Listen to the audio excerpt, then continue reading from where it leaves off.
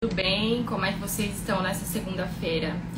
Bom, hoje nós estamos num cenário diferente, né? Como vocês podem ver, mas iniciaremos nosso Dialogando às 7 horas, como de costume, para debater um assunto relevante para a categoria.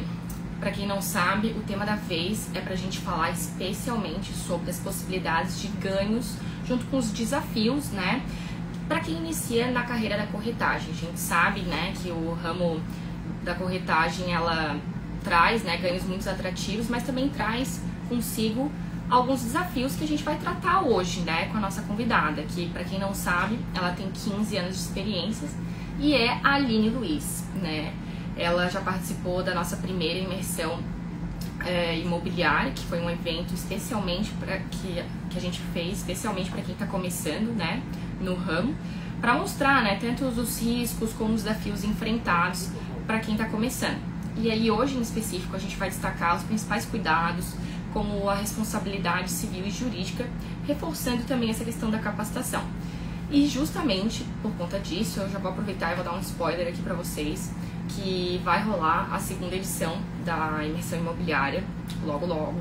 Então, fiquem de olho nas nossas redes sociais, que mais tarde a gente vai divulgar mais detalhes a respeito disso, tá? Então, enquanto eu convido a Aline para participar aqui do bate-papo, você fica muito à vontade para mandar essa live para quem você sabe que precisa estar assistindo a nossa conversa. Um minutinho.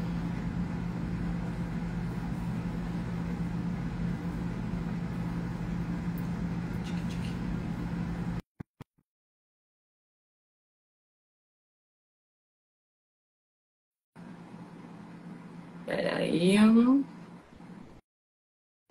Feito. Mandei. Aline?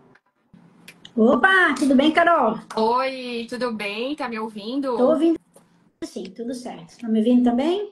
Tô ouvindo super bem. Se alguém não estiver ouvindo muito bem, tanto eu quanto a Aline, comentem aqui embaixo que a gente está super à disposição aí para ajustar o mais rápido possível aqui com a equipe técnica. Mas bora dialogar, Aline? Bora, vamos lá. Então tá. Antes de mais nada, Aline, assim, a possibilidade de bons ganhos, né, no ramo da corretagem acaba atraindo muitas pessoas para entrar no mercado. Mas assim, os riscos também são altos, né, para quem está começando, ou não. São bem altos, Carol. Então, A gente costuma dizer o seguinte, né? Nós lidamos com o produto mais caro da prateleira, que é a venda do imóvel. A sim. pessoa pode comprar um carro de 1 milhão, um iate de 2, 3, 4 milhões? Pode, mas não é a realidade do brasileiro, né? É uma minoria muito, muito exclusiva que tem acesso a esse tipo de bens.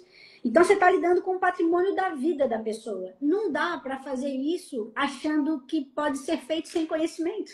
Então, onde tem muito dinheiro, tem muita gente querendo aquela fatia, né? E Aham. aí, você entra na questão de o que eu vou fazer para conseguir ganhar dinheiro numa profissão que parece que a rentabilidade é alta. E ela é mesmo, né? Ela Sim. é alta desde que a gente se capacite para isso, né? Saiu uma matéria da Forbes ano passado que a profissão corretor de imóveis é a segunda mais desejada do mundo, Uhum. ficando atrás só de pilotos. Olha que loucura! Sim. Mas é por isso, é por causa dos ganhos, né? Eles realmente são altos, né? Mas a realidade mesmo é que poucos corretores conseguem desenvolver de uma forma muito produtiva financeiramente. É poucos, são poucos.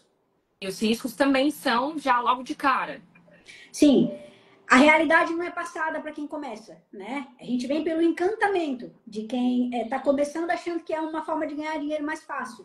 Mas tem a falta de venda, tem a falta de dinheiro, os corretores não trabalham com poupança, a maioria vende para poder pagar as contas daquele mês ou do mês seguinte. Uhum. Tem a falta de ética dos colegas da mesma profissão também, dos corretores de imóveis. Os clientes estão cada vez mais exigentes. Eles chegam, eu brinco que o cliente sabe mais que o corretor de imóveis, né? Então você tem que entender o que é o risco disso, né? Como é que você vai vender um imóvel de alguém sem entender de documentação, por exemplo?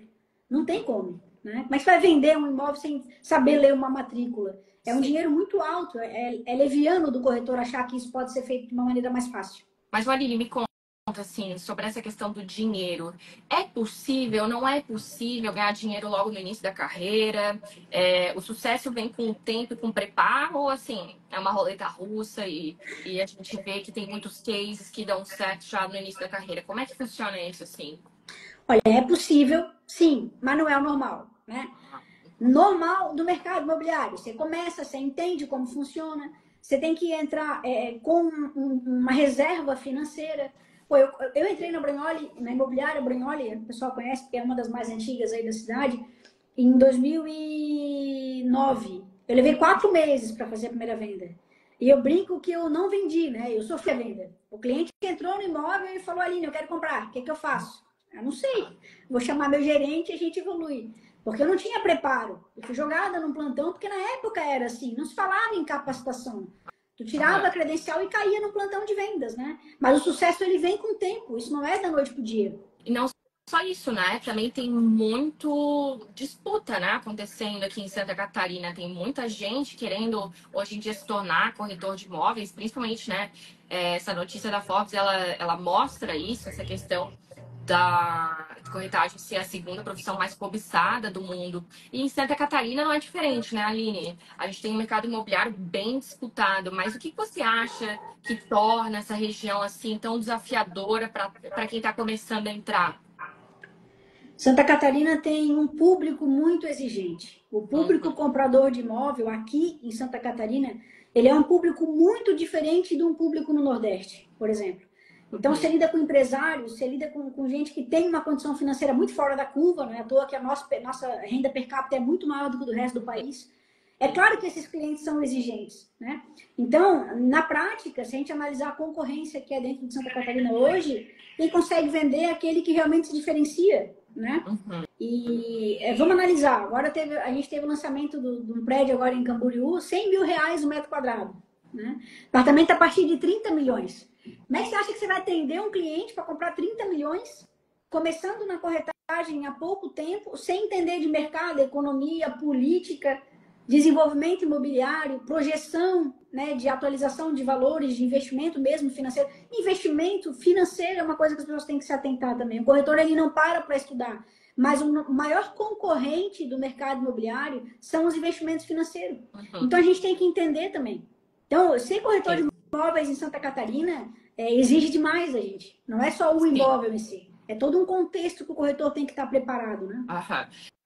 E assim, na prática, quais seriam esses erros, né, que normalmente quem está começando acaba praticando e sendo grave, assim, acabando causando prejuízo, assim, real? Ó, a maioria dos corretores iniciantes, né, eles entendem que fazer uma venda é abrir a porta do imóvel, né? Abrir, convencer o cliente, ele vai fechar, tá resolvido.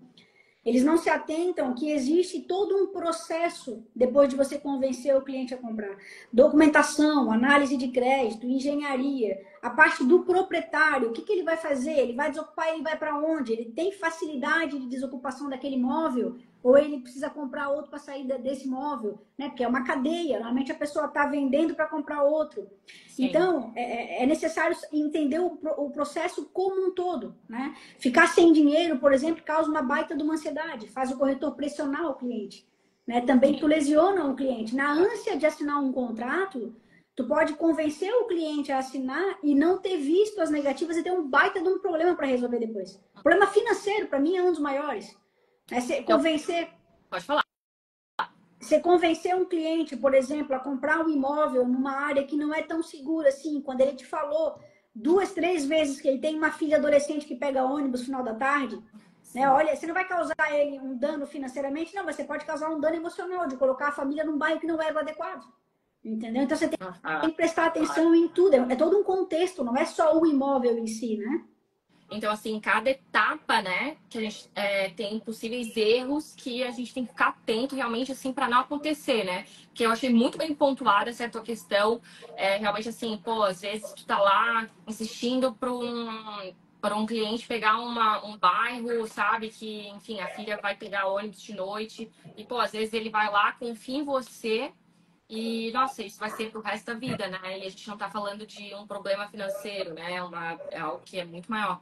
E é o nome do corretor de imóveis que tá ali, né?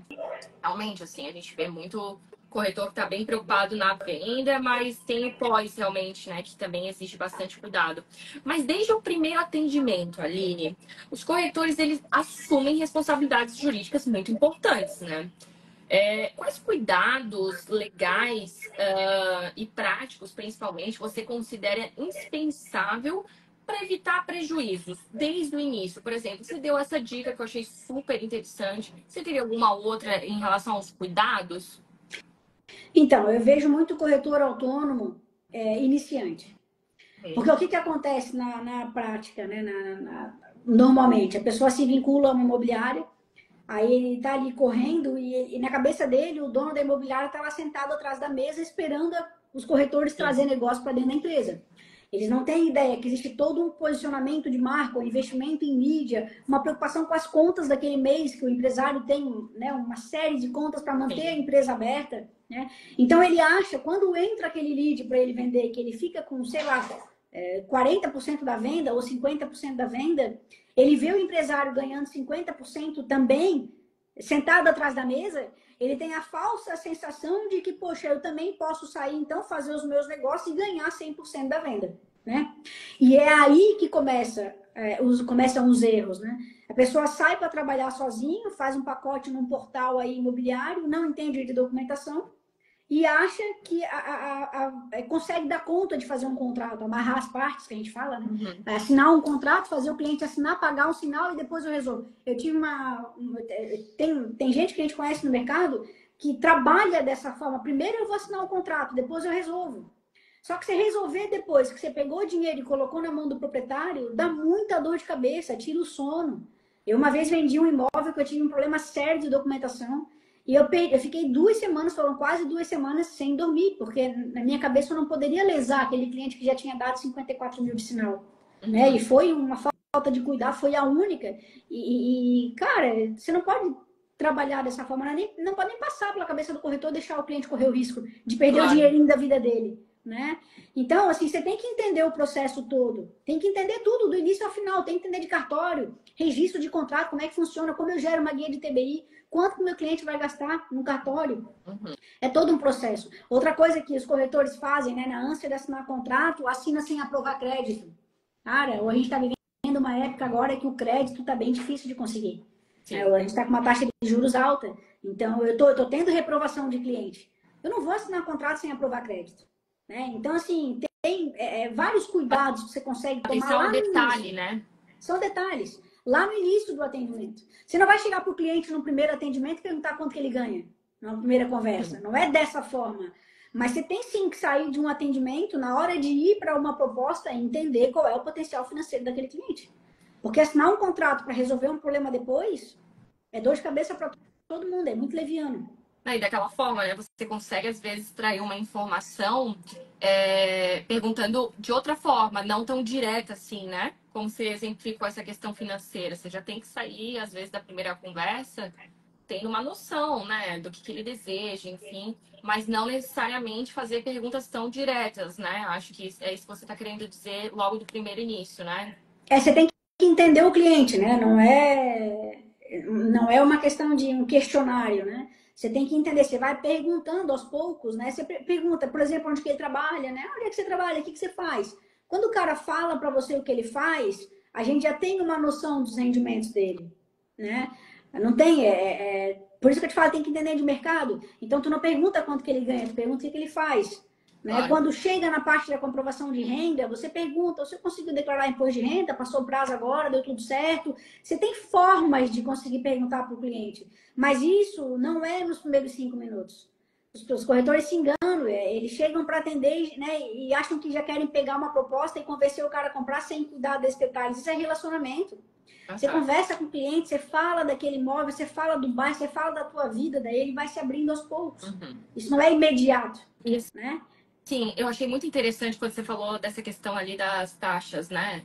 Juros alto, enfim, que você vai esperar, não vai assinar nada, realmente sem falar, né, com o cliente. Mas, assim, a gente sabe que tem vezes que no ramo da corretora corretagem, existem profissionais que acabam aceitando e atropelando as coisas, que se tivesse, por exemplo, no seu caso, não faria da mesma forma que você, né? Seja por aceitar qualquer proposta por insegurança. Mas, assim, como manter essa questão de ética, de qualidade, diante dessa questão de pressão por resultado, diante dessa questão de, pô, eu preciso botar dinheiro sabe, na mesa de casa. Como é que a gente consegue trabalhar nisso?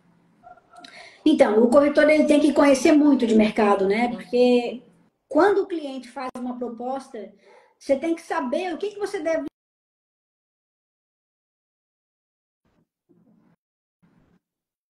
pegar aquela proposta e já levar para o proprietário. É entender o porquê daquela proposta. Né? Ele fez aquilo porque aquele valor estava dentro do limite financeiro dele ou porque ele está testando o cliente vendedor do imóvel. Né? Mas para isso tem que ter conhecimento de mercado. Para fazer um cliente melhorar a condição de pagamento, a gente tem que saber argumentar. Ó, o que o senhor está pagando aqui não está de acordo com o valor de mercado. Por quê? Porque o metro quadrado desse bairro é esse, porque aqui nesse empreendimento, nessa região a gente tem esse empreendimento que está X metro quadrado, X mil reais metro quadrado, porque esse prédio tem piscina, o do lado não tem. Então, é uma série de nuances, né, que você tem que tentar. Mas é argumento, não é pegar qualquer proposta. Agora, a ética, Carol, a ética é um troço delicado, hein? Porque a ética tem muito a ver com o caráter. Muito, muito. E assim, caráter ou você tem ou você não tem. Simples Né? assim. E como a gente lida com muito dinheiro, muito dinheiro. Às vezes o profissional, ele sabe que ele está fazendo errado, sabe?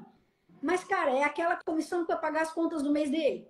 Então, ele acaba atropelando as coisas. A gente vê muito isso dentro das imobiliárias, né? São amigos, tomam café juntos, mas né, o corretor de imóveis sai, os corretores saem para tomar café juntos, saem para tomar uma cerveja no final da tarde, mas se ele sentir que aquele cliente dele consegue se atravessar, né, ele consegue atravessar o negócio de um outro colega, ele vai atravessar.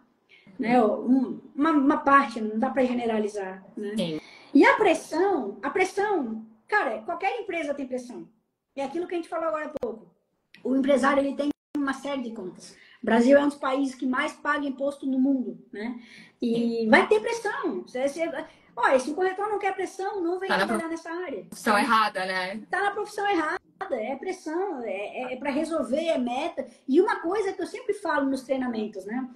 O corretor fica muito ligado à meta da empresa. A meta da minha empresa é vender 500 mil por mês por corretor. Ou é 600, ou é 1 milhão. Cara, qual que é a tua meta? Porque você não trabalha para o dono da empresa, você trabalha para você. Então, o corretor fica esperando a meta vir de cima. Mas 600 mil reais, né? Uma comissão em cima de 600 mil é o suficiente para você pagar as suas contas? Ah, é? Tá bom. E está pensando no futuro? Está pensando numa aposentadoria? Porque a gente não tem FGTS, não tem INSS, não tem nada. Né? Não tem, a gente não tem vínculo trabalhista. Então, quando você trabalha em cima da meta que o gestor te coloca, você tem que analisar isso a longo prazo. Vai ser bom para mim no futuro essa meta? A meta é minha, não é do gestor. E essa meta não vai ser o gestor que vai botar para você, né? Você tem que pensar a longo prazo realmente, assim, isso é muito importante. Inclusive, assim, você falou dos treinamentos, né? A gente sabe, né, Aline, tanto que a gente até te chamou, enfim, que o Cresci está constantemente lançando novas iniciativas de capacitação, né? Seja ela à distância, presencial. Mas, assim, na sua opinião, como que a formação contínua ela pode mudar o rumo da carreira de um corretor de imóveis iniciante? Ó, a educação não é só para corretor de imóveis. A educação ela muda o rumo de qualquer carreira. Né? A medicina muda, a engenharia muda, a advocacia muda, o direito muda e a corretagem também muda. Então, o corretor que permanece fazendo as mesmas coisas que se fazia no mercado de antes da pandemia, né, pré-pandemia, por exemplo, ele já está atrasado. Ele já está atrasado. O mercado ele é cíclico. Hoje a gente está vivendo uma nova fase do mercado imobiliário. Então, eu sempre falo, né? Você quer ser cabeleireira, seja a melhor cabeleireira do bairro. Seja melhor, aprenda, estude. Você quer ser corretor de imóveis, comece para ser o melhor.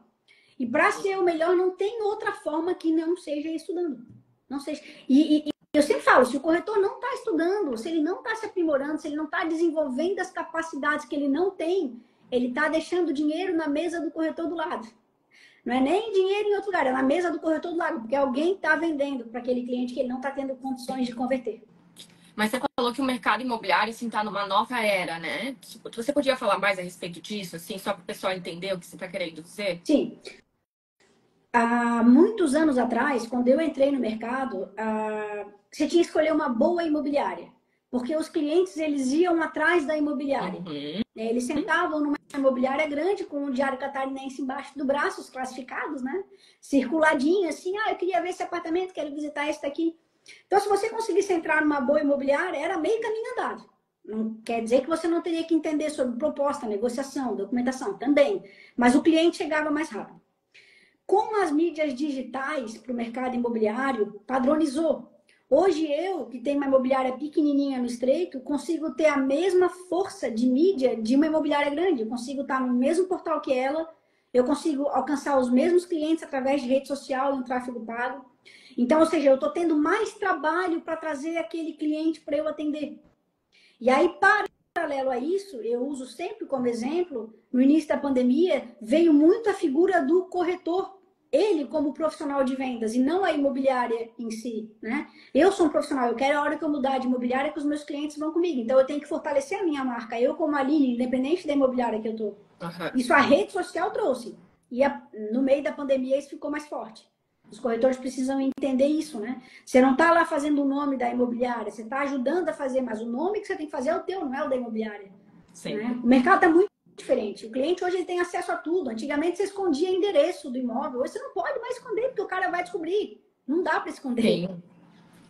Não, e é bem interessante realmente essa questão que você falou, porque tem muitos profissionais autônomos hoje em dia, né? Então, é uma área que está cada vez mais crescendo.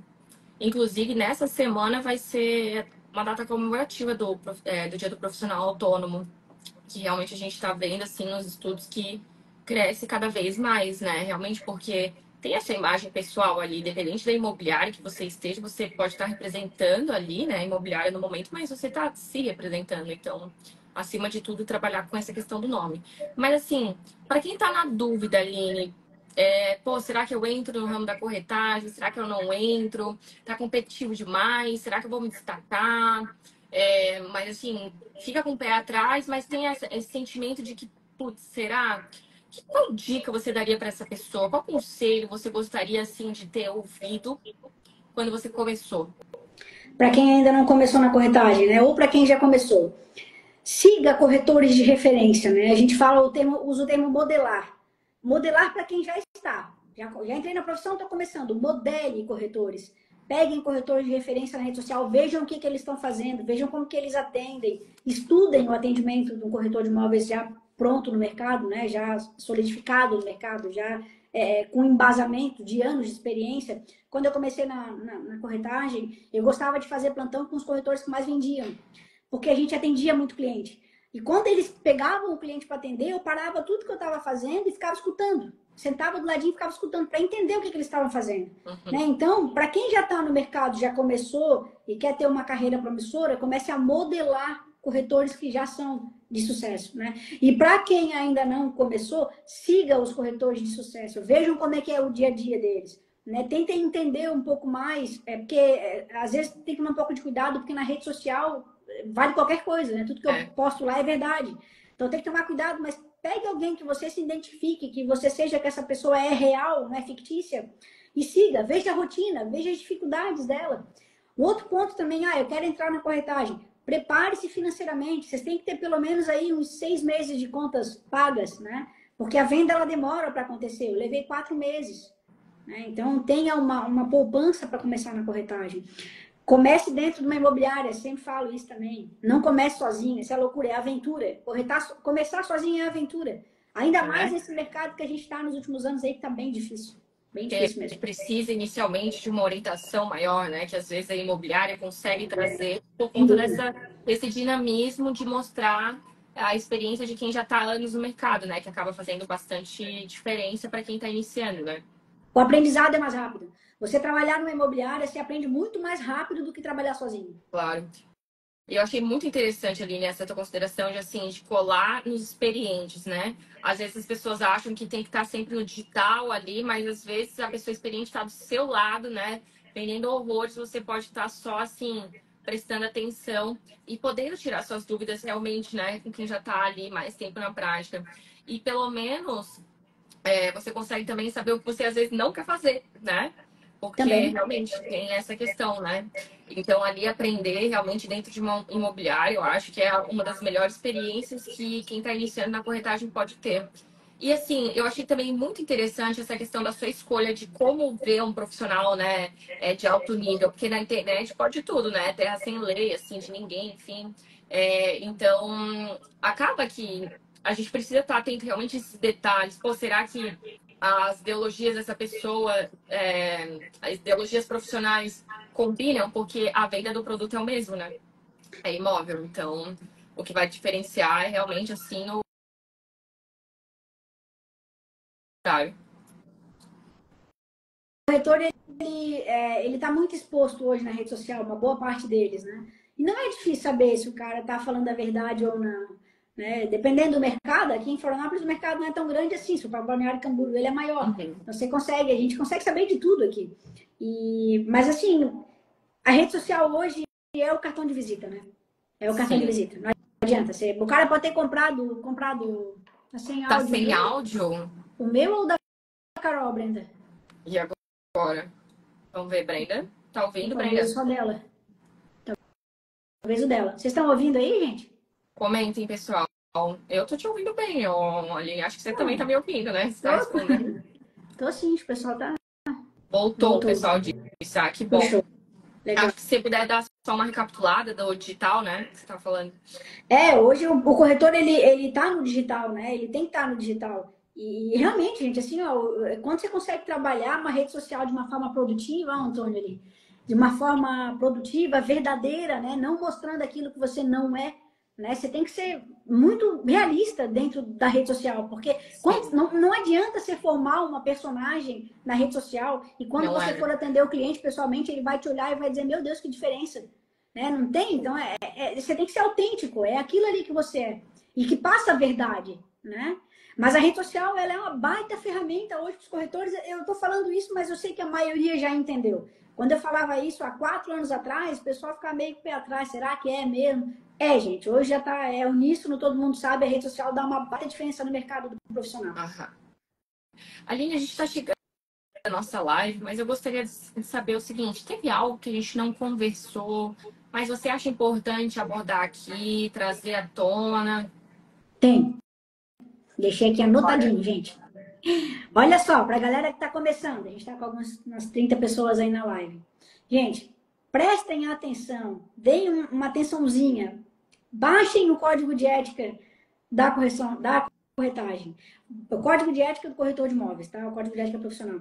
Deem uma lida, pelo menos. Porque, assim, os corretores não estão se atentando daquilo que eles podem e do que eles não podem fazer. E o código de ética, ele é claro do que eu devo fazer e do que eu não devo. Então, eu tô falando isso, eu sou do Conselho de Ética do Cresci. Chega muito pepino pra gente resolver lá de coisas que dá para ver que o corretor falhou porque não sabia. Entendeu? Então, dentro da questão da responsabilidade civil também entra a ética profissional. Claro. Eu tenho que saber até onde eu posso ir. Eu vou fazer alguma coisa que eu vou lesionar o meu colega de trabalho aqui, eu vou causar um dano financeiro, né? Ou o cliente também. Então, cuidem da questão da ética profissional, porque a nossa profissão, eu sempre falo, não é terra de ninguém. A rede social até tá? Um oba-oba. Mas a corretagem não é terra de ninguém. Respeita. O teu colega foi mostrar o imóvel, não se atravessa.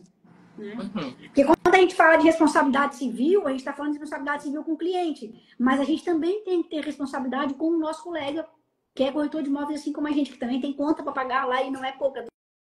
Tem a família para sustentar. Eu acho assim que essa conversa ela se encerra assim com mostrando a tamanha significância que é a gente pensar a longo prazo, né, Aline? Das nossas atitudes, enfim, no ramo da corretagem é muito isso. Porque às vezes a pessoa tá pensando no presente, tô trabalhando aqui numa imobiliária, enfim, né? Mas assim, você tá pensando no seu futuro, né? Você vai ter realmente assim condições para isso? Será que a atitude que você está fazendo agora vai te levar para ter uma conversinha depois, às vezes, um pouco mais séria, seja com teu colega, ou também, assim, com autarquias federais, né? Porque realmente, assim, essa questão de conhecimento, de capacitação, ela não é brincadeira, né?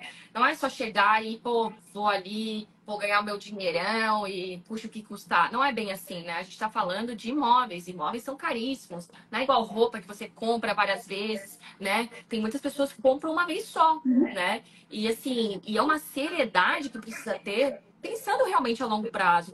Não só para você, como para os outros que estão ao seu redor. Então, eu acho que assim, a conversa de hoje, ela ressalta o quão importante realmente é você ir atrás do conhecimento para você também não fazer nada de errado, né? Sem nem saber que na verdade é errado, né? Então, de fato, assim, eu achei ótima a nossa conversa. Isso também já deu um pequeno spoiler, né, pessoal, do que a gente está prevendo para nossa segunda edição, né, Aline?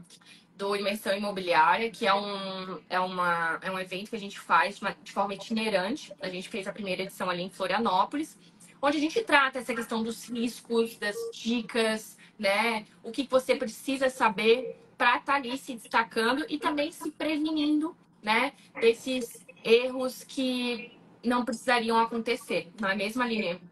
É isso mesmo. Vender imóvel não é brincadeira, gente. Não é. A gente sabe que a maioria dos profissionais que entram na corretagem, eles não entram porque eles sonharam desde criança. Não é isso. Eles entram por uma necessidade financeira, eles entram porque um colega indicou porque está ganhando dinheiro, né? E acha que todo mundo vai ganhar dinheiro. E não é assim, é uma fase, né? Sim. Às vezes a pessoa entrou na corretagem, deu um momento ali de sorte, fez algumas vendas e aí se empolga e traz junto a corretagem outros colegas, né? E não é o produto mais caro da prateleira, é o dinheiro de uma vida. A gente vê esses casos aí que o Cresci está bem atuante agora, né, dos corretores lesando o cliente na ponta, né? E lesando de uma forma assim absurda. A pessoa juntou o dinheirinho da vida dela e o corretor acaba, né? E esse tipo de profissional, ele está apresentando tudo aquilo que a gente não quer ser, tudo aquilo que o Cresci está trabalhando contra, né? Então, uma das coisas que eu falo também é para se alinharem ao Cresci, né? Vem ver como é que é a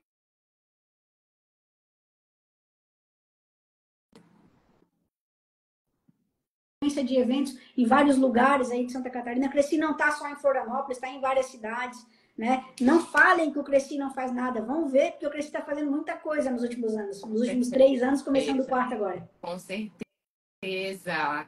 Disse muito bem, né? Colocou muito bem. Inclusive, eu até vi uma sugestão aqui que eu achei bem interessante do Rui Ortiz, corretor. Ele falou assim, ó, realizar conhecimentos semelhantes a esse diariamente pelo Cresci seria uma bênção.